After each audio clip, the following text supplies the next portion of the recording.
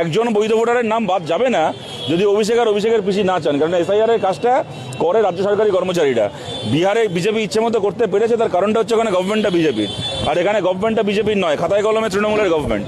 তো যদি তৃণমূল সত্যি মনে করেছে যে কোনো মানুষের নাম বাদ যাবে না, তাহলে যারা বিএলও রয়েছে তারা তৃণমূলের সরকারের কর্মচারী, তাহলে সত্যি কোনো মানুষের নাম বাদ যাওয়ার কথা নয়। কিন্তু যদি আমরা দেখি ওই 100 দিনের কাজের মতো হচ্ছে, যে কাজ বন্ধ হয়ে যাচ্ছে, তার বিরুদ্ধে মমতা ব্যানার্জি কোর্টে মামলা করছেন না, এদিকে মঞ্চে দাঁড়িয়ে ভাষণ দিচ্ছেন,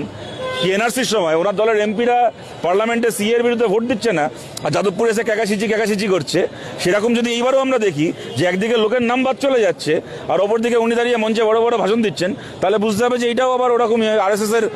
আমরা বরাবর বলি এটা আরএসএস এর একটা গোডাউন আর দুটো দোকানঘর। তো আরএসএস এর গোডাউন থেকে ঠিক হয়েছে যে একদল এসআইআর করবে আর একদল এসআইআর এর মঞ্চে দাঁড়িয়ে বিরোধিতা করবে, আর খাতায় কলমে এসআইআর এর কাজটাকে এগিয়ে নিয়ে যাবে।